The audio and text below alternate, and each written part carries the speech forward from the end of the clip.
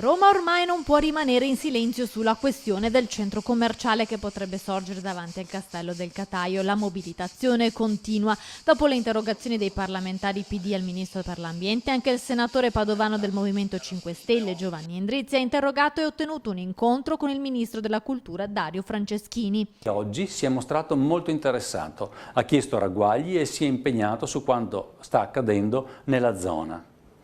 La politica deve prendere una posizione chiara, d'altra parte, perché sono a confronto due visioni inconciliabili. Da un lato chi pensa che il futuro si costruisca con i centri commerciali, la devastazione dell'ambiente e di consumo di suolo. Dall'altro chi, come il Movimento 5 Stelle, ritiene che la cultura, l'ambiente, il paesaggio siano risorse preziose. Nell'area davanti allo storico castello e vicinissima al Parco Colli potrebbe sorgere il più grosso edificio commerciale del Veneto, costruito con un fondo pensionistico straniero.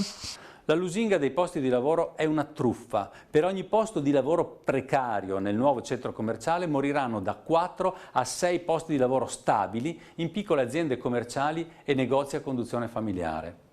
In pratica, le pensioni di altri paesi si pagheranno distruggendo le nostre ricchezze, presenti e future. La nostra proposta è di estendere i confini del Parco Colli, comprendendo così l'area che metterebbe in sicurezza il castello da nuove costruzioni. Le conseguenze infatti del centro commerciale, secondo il Movimento 5 Stelle, potrebbero compromettere la specificità del territorio.